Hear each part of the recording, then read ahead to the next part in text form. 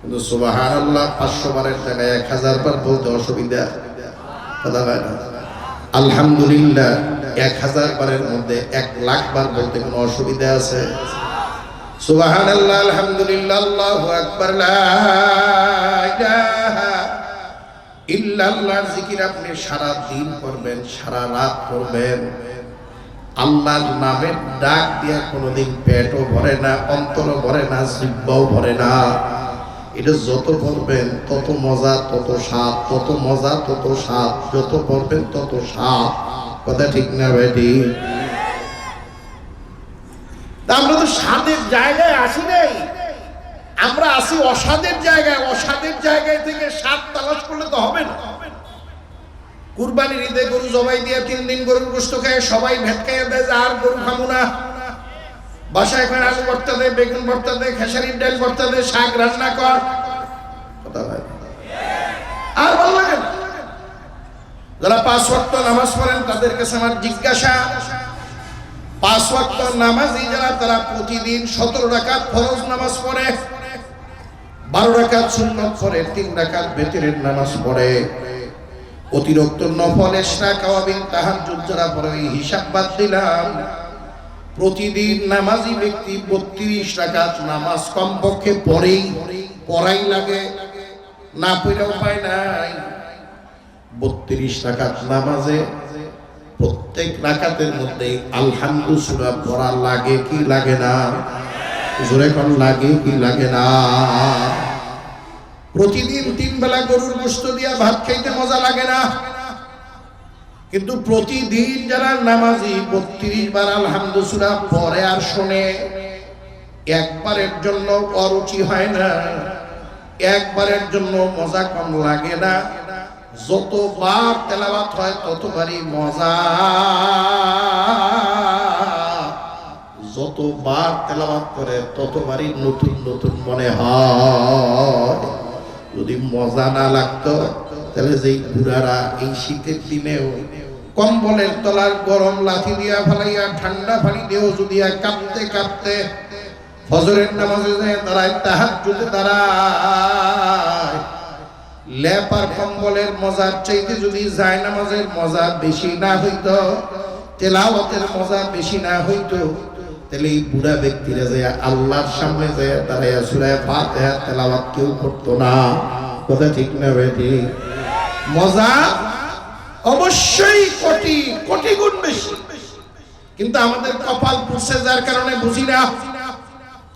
কপাল তো পড়ে নাই, তাহলে না বোঝার কারণ কপাল তো পড়ে নাই, দেখেন তাকাইয়া। আর ভাই এই পোড়া সেই পোড়া না। আমাদের কাছে মজা লাগে চার দোকানে প্রতিদিন ল্যাংটা 3 ঘন্টা নাচ দেখতে মজা লাগে। ঘরের ভিতরে শয়তানের বাক্স আছে, ঘরের এক কোণায় রাত 12টা 1টা পর্যন্ত দেখতে মজা লাগে। ইয়াং ম্যান যুবকদের পকেটের মধ্যে এক মোবাইল নামক যন্ত্র পকেটে ঢুকাইছে, সারা রাত এটা গুতাইতে মজা লাগে। কথা হয় না? হ্যাঁ, আবার একদল লোক রাত্রি 2টা 3টা উঠা ঠান্ডা পানি দিয়ে ওযু দিয়া আল্লাহর কুদরতি পায়ের সামনে দাঁড়াইতে, এইগুলার চাইতে তার কাছে ওইটা মজা বেশি। কথা ঠিক না বেটি? হ্যাঁ, শরীরে অনেক জ্বর, 2-3 দিন হয়ে গেছে জ্বরের বয়স, আপনার সামনে যদি 1200 টাকা 1600 টাকা কেজির ঘি দিয়া পোলাও রান্না করে আপনার সামনে পরিবেশন করে, গরু খাসি মুরগি যত ভিআইপি খাবার আছে সব ভিআইপি খাবারগুলো আপনার সামনে পেশ করে, কাচ্চি বিরিয়ানি যদি আপনাদের সামনে পেশ করে, ঢাকার ঐতিহ্যবাহী অনেক ভালো ব্র্যান্ডের কাচ্চি বিরিয়ানি আছে, ওইগুলাও যদি সামনে পেশ করে, আপনার বিবি বাল বাচ্চা যদি বলে আজকে পোলাও খাওয়ার পরে এত স্বাদ লাগছে, জিন্দেগিতে কোনোদিন এত মজার পোলাও খাই নাই, জিন্দেগিতে কোনোদিন এত স্বাদের গরুর গোশত খাই নাই, খাসির গোশত খাই নাই, ঢাকার বাবুর্চি রান্না করছে, অশিক্ষিত বাবুর্চি না, বাবুর্চি রান্না বাড়ানোর উপরে পিএইচডি করছে, ডিগ্রি নিয়ে রান্না করছে, বিরাট মজা হয়েছে। যিনি জ্বর হয়েছে উনি কয় যে তোমরা যে স্বাদের কথা কইতেছ, আমি পুরাটা না পাইলেও তো কিছু ভাবো। একটু দইরা উঠাও। যুবক বাবারা, শিক্ষিত বাবা, যত স্বাদ আর মজাই হোক, এক লোকমা মুখে দেওয়ার পরে কি সে আর মুখে দিতে পারবে? বলেন বলেন বলেন। কে? জিহ্বা নষ্ট হয়ে গেছে। কথা ঠিক কিনা? কি নষ্ট হয়ে গেছে? একটু মুখ খুলেন না। কি নষ্ট হয়েছে? জিহ্বা নষ্ট হয়ে গেছে। খাবার জিহ্বার উপরে 1 ঘন্টা থাকবে না, 2 ঘন্টা থাকবে না। খাবার তো এই মুহূর্তের মধ্যে, কয়েক সেকেন্ডের মধ্যে খাবার জিহ্বা থেকে নাইমা পেটে চলে আসে। কথা ঠিক কিনা? এই জিহ্বার খাবারটা এইখানে আসার পরে আর স্বাদ আছে? বোঝা যায়? আর কিচ্ছু বোঝা যায় না। খাবার তো জিহ্বা দিয়ে পেটে আসে। জিহ্বা অসুস্থ হয়েছে, যার কারণে স্বাদ লাগতেছে না। পেটের উপরে পোলাও কুরমা এগুলা ঘষে স্বাদ পাবে। পিঠে ঘষলে, পায়ে ঘষলে, মাথায় ঘষলে, ওই খাবারের স্বাদ তো জিহ্বা, খাবারের স্বাদ তো পেটে না, পিঠে না, মাথায় না, হাতে না, পায়ের তলায় না। খাবারের স্বাদ তো জিহ্বা। কথা ঠিক কি? খাবারের স্বাদ কোথায়? সূরা ফাতিহা তেলাওয়াত করার স্বাদ, সুবহানাল্লাহ আলহামদুলিল্লাহ বলার স্বাদ। আল্লাহর বান্দারা, খাবারের স্বাদ জিহ্বায়, আর ইবাদত বন্দেগীর স্বাদ হলো আত্মায়। ইবাদতের স্বাদ কোথায়? জোরে বলেন। এবার জিহ্বা খারাপ হইলে দামি ভিআইপি খাবার, পিএইচডি করা রান্না, পিএইচডি করা বাবুর্চির রান্না খাবারও তিতা লাগে, খারাপ লাগে, মুখে দিলেই বমি আসে। খাবার যত দামি হোক, যত স্পেশাল হোক, যত ভালোই হোক, জিহ্বা যদি অসুস্থ হয় আর মজা লাগে না। আমার আপনার কলব নামক গোষ্ঠের টুকরা, আমার আপনার অন্তরাত্মা যদি নষ্ট হইয়া যায়, অন্তরাত্মা যদি অসুস্থ হইয়া যায়, নামাজ যত দামি ইবাদতই হোক আপনার কাছে মজা লাগবে না। আপনার কাছে মজা ওই টেলিভিশনের নাচটাই লাগবে। আপনার কাছে হালাল খাদ্য মজা লাগবে না। সুদের কারবারটাই আপনার কাছে মজা লাগবে, ঘুষের কারবারটাই আপনার কাছে মজা লাগবে। রোজা আপনার কাছে মজা লাগে না, তারাবি মজা লাগে না, তেলাওয়াত করতে মজা লাগে না। মজা না লাগার কারণ হলো আপনার অন্তরাত্মা অসুস্থ। কি অসুস্থ?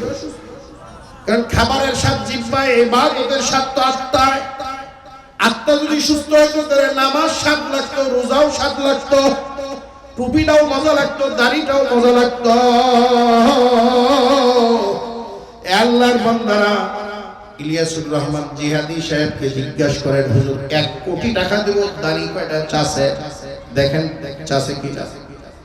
2 কোটি দিবেন চাষে কিনা? 5 কোটি দিবেন চাষে কিনা? 1000 কোটি টাকা দিলেও ইলিয়াসুর রহমান জিহাদি দাড়ি চাষবে না।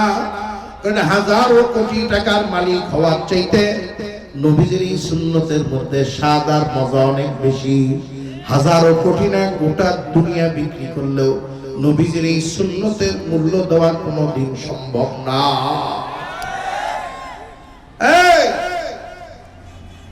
লক্ষ কোটি টাকা দিলে আমাদের ঘরে টেলিভিশন ঢুকাইতে পারবেন না। 1000 কোটি টাকা দিয়ে আমাদের ঘর থেকে কোরআনুল কারীম বের করতে পারবেন না। কারণ 1000 লক্ষ কোটি টাকা আমাদের কাছে তুচ্ছ। আল্লাহর এই পবিত্র কালাম আমাদের কাছে বড় মূল্যবান, বড় মজার, বড় মহাব্বতের, বড় ভালোবাসা। কথা ঠিক কিনা? এটা ভালো না লাগার কারণ কলবটা, অন্তরাত্মাটা পচে গেছে, খারাপ হয়ে গেছে। ওয়াজ তো আপনারা শুনেন, পরিবর্তন তো নাই। ওয়াজও শোনেন, দাড়ি চাষেন, ওয়াজও শোনেন, বিড়িও খান, ওয়াজও শোনেন, সুদেরও কারবার করেন, ঘুষেরও কারবার করেন, ওয়াজও শোনেন, টেলিভিশনও দেখেন, ওয়াজও শোনেন, বেপরদা মহিলাদের সাথে আড্ডাও দেন। তাহলে ওয়াজ শুনে লাভ কি? ওয়াজ শোনার পরে তো পরিবর্তন আসার দরকার। ওয়াজ শোনার পরে তো চারিত্রিক উন্নত হওয়ার, চরিত্রটা উন্নত হওয়ার দরকার। ওয়াজ শোনার পরে তো আমার হাজিরা মসজিদে বাড়ার দরকার।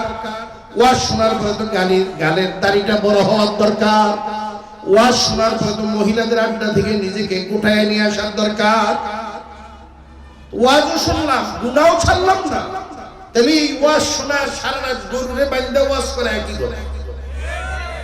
গরুর সারা রাত বাইন্দা ওয়াজ করবেন, ওয়াজ শিখি শুনে ওয়াজ মানে কথা ঠিক কিনা? গরু আর মানুষ কি এক জিনিস? জোরে কর। এই যুবক বাবারা ভালো করে মাথা দিয়ে শুনুন। কয়দিনের হায়াতে জিন্দেগি, আজকে রাত্রে বাঁচার গ্যারান্টি আছে? হ্যাঁ, এই রাত্রে বাঁচার গ্যারান্টি তো না। যেই রাত্রি বাঁচার গ্যারান্টি দিতে পারে না, সে তো নামাজ ছাড়তে পারে না। কারণ বেনামাজি কবরে গেলে শাস্তি আছে না? জোরে কর না। আছে আছে আছে। এদিকে আলেম ওলামারা কয় না, ওয়াজে শুনেন নাই তো শাস্তি আছে শুনছেন, তারপরেও নামাজে যান না। মুয়াজ্জিন তো ঠিকই ডাকে, ডাকে কি না? ডাকার পরেও গেলেন না। আমার আপনার বাড়িতে কুত্তা থাকে, কুত্তারে কেউ ভাত পোলাও গরু খাসি মুরগির গোশত দেয়, মাছ দেয়, মাছ খায় কাটা দেয়, গোশত খায় হাড্ডি দেয়। খোদা ভাই না, এই হাড্ডি কাটা খায় প্রচন্ড ঠান্ডা, লেপ কম্বল তোষক মোষক ওই শর্ট মট ছাড়াই সারা রাত খালি গায়ে আপনি যাই ঘুমান, কুকুর পাহারা দেয়। কে বাটা আমরা খাইতে দিছি, আমার মালিক, তার দুয়ার তার দরজায় খাইছি। আমি থাকতে যদি তার ঘরে চুরি হয় ডাকাতি হয়, তার দুশ্মন তাকে আক্রমণ করে, তাহলে তো আমি অকৃতজ্ঞ, আমি নিব খারাপ। সারা রাত কুকুর পাহারা দেয়, আমি আর আপনি সকালে দুপুরে রাত্রে যা খাইছি কাটতা। আল্লাহ কত স্মরণ করতেছে না, কাটতা খাই খাই আল্লাহ পরিকর্তা, জমিন আসমান। কয়েকদিন সূর্য ওঠে না, হাহাকার করে গেছে, তরকারির বাজারে আগুন ধরে গেছে। আরো যদি এক সপ্তাহ থাকে তরকারির বাজারে তরকারি পাবে কথা হয় না। সূর্যকার বেনামাজির গোষ্ঠী ভালো করে শুনবে। কার্তা খাইয়া কার ইবাদত করে? নামাজ পড়া তো আল্লাহর ইবাদত, না পড়া তো শয়তানের ইবাদত। পড়লে আল্লাহ খুশি হয়, না পড়লে শয়তান খুশি হয়। যারা পড়েন না, আপনি তো শয়তানের দলে নাম লেখাইছেন, কথা হয় না? দাড়ি রাখলে আল্লাহ খুশি, চাষতে আল্লাহ বেজার, তবে চাইছে তো আল্লাহর বেজার করছেন। যারা চাকরি করেন, আপনার বস যদি আপনার উপরে খুশি না থাকে, চাকরি থাকে? হ্যাঁ, আপনার মালিক কি আপনার নিয়ম অনুযায়ী চলে না? মালিকের নিয়ম অনুযায়ী আপনার চলতে হয়। তাহলে আমার আপনার মালিকের নাম কি? জোরে কর। এই যুবকরা কথা কস না করে, মালিকের নাম কি? বানাইছে কেনা? অস্তিত্ব দিছে কেনা? আমার তো অস্তিত্বই ছিল না। আল্লাহ তাআলা ইনসানি হিনুম মিনাদ দাহরি লাম ইয়াকুন শাইআন মাযকুরা ইন্না খালাকনাল ইনসানা মিন নুতফাতিন আমশাজ। ভেজাল মুক্ত একটা পানি থেকে আমার তোমার অস্তিত্ব দিছে। অস্বীকার করতে পারবেন কি? কোনো কায়দা নাই। বানাইছে আল্লাহ, খাই আল্লাহ, তা পরি আল্লাহ, তা জমিন আল্লাহ, আসমান আল্লাহ, চন্দ্র আল্লাহ, সূর্য আল্লাহ। কালকে দেখে যদি সারা দুনিয়ার সব পানি আল্লাহ শুকায় বলা, পায়খানায় যায় তো কি দিয়ে পবিত্র হবে? বাথরুম দিবেন কি দিয়ে? গাছের গোড়ায় দিবেন কি? পানি আল্লাহ খায়, ফেরেশতারা খায়। আল্লাহর প্রয়োজনে লাগে, ফেরেশতাদের প্রয়োজনে লাগে। পানি তো লাগে আমার প্রয়োজনে। পানি বানাইছে আল্লাহ আমার জন্য। সূর্য তো আল্লাহর প্রয়োজনে লাগে না, সূর্য তো আল্লাহর জন্য আল্লাহ বানায় নাই। ফেরেশতাদের সূর্য লাগে না, সূর্য তো বানাইছে আল্লাহ আমার জন্য। 15 দিন যদি একটানা সূর্য না ওঠে, ফসল যা জমিনে লাগাইছেন সব ধ্বংস হয়ে যাবে, কথা ঠিক কিনা? তাহলে সূর্য তো আমার জন্য, চন্দ্র আমার জন্য, পানি বানাইছে আল্লাহ আমার জন্য, জমিন বিছাইছে আমার জন্য। তাহলে আমারে বানাইছে কার জন্য? কথা বলে না? তা আমার যদি আল্লাহর জন্য মানে, আমি তো আল্লাহর জন্যই নেই। আমি তো এসে দুনিয়াদার খালিয়া মতো নেতার সামসা, আমি তো এসে দুনিয়ার ধনীর সামসা। কথা বলে না? কি কোন চেয়ারম্যান সাহেব আমার একটা কার্ড দিছে না, 10 কেজি করে চাল পাই। এই কপাল পরা 10 কেজি চাল চেয়ারম্যান সাহেব তার বাপেরটা দেয় নাই, তোরটাই তোরে দিছে। তাহলে তোর পাও দুটো দিছে কেনা? যেই পাও দিয়ে আইটা চাইলেন বাজা, সেই পাও দুটো দিছে কেনা? যে চেয়ারম্যান 10 কেজি ছেলের একটা কার্ড দিছে তার জন্য যদি নিজের খাইয়াও মুখ বাই, এই কথা সারা জিন্দেগি কইতে পারবো। যে আল্লাহর দেওয়া চোখ দিয়ে দেখে দেখে ইউনিয়ন পরিষদে গেলি, এই আল্লাহর ভয়ে কয়দিন সেজদা দিছে? কথা কয় না? যেই পাওতে হাইটে ইউনিয়ন পরিষদে গেলা, এই পাও দিছে কেনা? 10 কেজি চালের কাট করে দিছে, এই জন্য যদি নিজের খাইয়াও মুখ বাই সারা জিন্দেগি কইতে পারো, তার গুণগান গাও। তাহলে যেই আল্লাহর দেওয়া পা দিয়া হাইটা চাউল উঠাইতে গেলা, বিবির কাছে যাও, বাজারে যাও, করে থাকার দরকার আছিল না? একদিনও সেজদা দিছি এইভাবে? আল্লাহ তুমি পাও না চাইতে দিছো, তুমি তোমার শুকরিয়া আদায় করতেছি, কইছি কেন? তাহলে আমি কত অকৃতজ্ঞ। সূর্য আমার জন্য, চন্দ্র আমার জন্য, আমি আমি তো হইছি বিবির গোলাম, আমি তো হইছি নেতার গোলাম, আমি তো হইছি তালুকদার জমিদারের গোলাম, আমি তো আল্লাহর গোলাম হইতে পারি নাই। যদি আল্লাহর গোলাম হইতাম, আজান কানে যাইতে দেরি হইতো, মসজিদে যাইতে দেরি হইতো না। কথা ঠিক কিনা? আল্লাহর গোলাম না হয়ে যাবেন জায়গা না। বাহাদুরি কয়দিন, যুবকের দ্বারা বাহাদুরি কয়দিন আজরাইল আসার আগে। কথা হয় ডাকাত যতই হুমড়ি তুমড়ি করুক, যখন দারোগার হাতে ধরা পড়ে যায়, ডাকাত নিয়ে কিন্তু তখন সোড়া হইয়া যায়। কথা হয় না? বাহাদুরি যতই দেখাও, আমি আর দুনিয়ার দারোগা তো বান্ডিল দিনে আসামি ছেড়ে দিয়া চলে যায়। কথা হয় না? দুনিয়ার দারোগা মার্ডার কেসের আসামি ধরছে, আমাদের মির্জাপুরের এমপি শুভ ভাই যদি টেলিফোন দিয়া কয় দারোগা কারে ধরছে, তোমার আত্মীয়, দারোগা সাহেব আসামি ছেড়ে দিয়া আসামিরে সালাম দিয়া দাঁড়ায় থাকে, কয় স্যার আপনি যে এমপি স্যারের লোক আগে কবেন না। কথা হয় না? টেলিফোনে আসামি ছেড়ে দেয়, টাকায় আসামি ছেড়ে দেয়, সম্পর্কে আসামি ছেড়ে দেয়। আল্লাহর বান্দা, আল্লাহর দারোগা আজ পর্যন্ত যত কবরের আসামি ধরার জন্য আসছে, যার সামনে গেছে কাউকেই রাইখা যায় নাই। কথা ঠিক কিনা? আমার আপনার সামনে আসবে, আমাকে আপনাকেও রাইখা যাবে না। বাকি আজরাইল যার সাথে দেখা করছে তাকেই কবরে ঢুকাইছে, আবার যাদেরকে ঢুকাইছে কেউ ফিরত আসতে পারে না। আমি আর আপনি নিজের কাছে জিজ্ঞেস করেন, আমি কত বড় অকৃতজ্ঞ, নিম খারাপ। বাড়ির দুয়ারের কুত্তারা হাড্ডিয়ার কাটা খাইয়া সারা রাত পাহারা দেয়, হাড্ডিয়ার কাটা খাইয়া সারা রাত না ঘুমাইয়া সকালবেলায় মালিক বাজারে যায়, কুকুর পিছনে পিছনে মালিকের পিছে পিছে বাজারে যায়। কথা হয় না? মালিক চড়ায় গেলে কুকুরও চড়ায় যায়। হাড্ডিয়ার কাটা খেয়ে যদি এত প্রভু ভক্ত হইতে পারে, আমি আর তুমি যে মুরগির গোশত খাইলাম, খাসির গোশত খাইলাম, গরুর গোশত খাইলাম, আমি আর তুমি বিভিন্ন রকমের বিভিন্ন জাতের মজার মজার মাছ খাইলাম, এগুলার মালিকের নাম কি?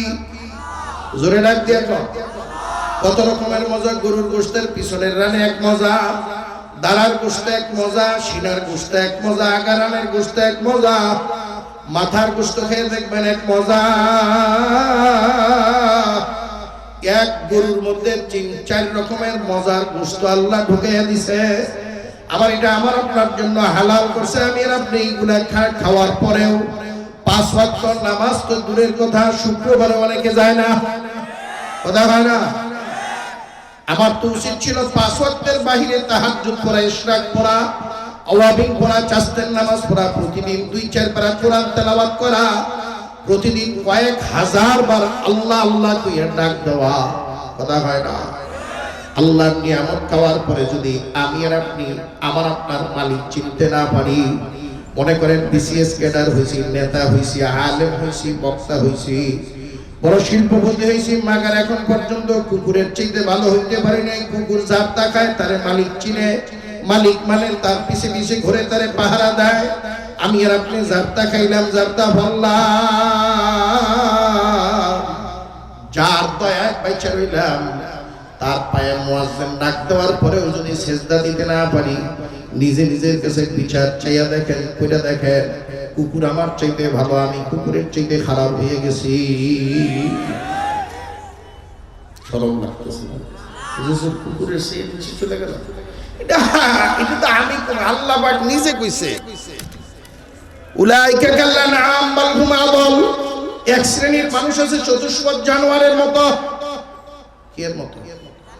অন্য একায় আল্লাহ কয় উলাইকা হুম শাররুল বারিয়া। এক শ্রেণীর মানুষ আছে যারা শিয়াল শুয়োর কুত্তার চেয়ে খারাপ। আল্লাহ কইছে, আল্লাহ বানাইছে, আল্লাহ কইছে, আল্লাহ তার মিশা কথা বলে। এই সোয়ারপুরের কুকুর বিয়ায় না? বিয়ায় বিয়ায়। আচ্ছা, আজ পর্যন্ত কুকুরের বাচ্চা কি একটা দেখছে? ৫-৭টা, ঠিক কিনা? আজ পর্যন্ত কুকুর বিয়ানের জন্য তারা আলাদা রুল ছেড়ে দিয়েছে? আপনার বাড়ির কুত্তাকে পড়তে নিয়েছিলেন? আর জ্ঞান নাই, বিদ্যা নাই, বুদ্ধি নাই, আকল নাই, একটা নিকৃষ্ট প্রাণী, নাপাক প্রাণী। কথা ঠিক কিনা? হ্যাঁ, এ বিয়ায় হয় গোয়াল করে না, খরিদ করে না, কোনো সিপাই আছে, ঠিক কিনা? 7টা বাচ্চা একসাথে দুধ খেতে পারে না, 4টায় খায় আর 3টায় কামড়ায়, পাড়ায়, বাইরে দুধ পায় না। বাচ্চাটিকে দুধ খাওয়ায় যত্ন করে রেখে ওয়াশ করে রেখে আসে যে বাজান তোরা আমার কলিজার টুকরা, রাস্তায় বেরোলে কিন্তু গাড়ি চাপা দিয়ে মারবো, বস্তায় করে লয়ে যাবো। আমি বাজারে যাইতেছি, বাজারে যাইয়া হোটেলের আশেপাশে খাবার, ডাস্টবিনে খাবার আছে, খাইয়া আইতাছি, বুকে দুধ বানাই এত করে পেট ভরে দুধ খাওয়াবো। এখানে ঢুকতে একবার গাজীপুর সিটি কর্পোরেশন থেকে কুকুর আইছে, পুরুষ কুকুর আইয়া দেখার পরে কইতেছে আরে তোরা চেহারা সুরত তো বুঝকে গেছে, আটটি বাইরে গেছে, তোর চেহারা আরো আগে যে দেখছিলাম 3 বছর আগে, তোর চেহারাটা তো খুব ভালো ছিল, তোর ওই দিন থেকেই তো আমার কলিজায় তোর চেহারাটা একবারে ছাপ দিয়ে বলছি, তোরা আমি ভালোবাসি, ডেইলি খুঁজি পাই না।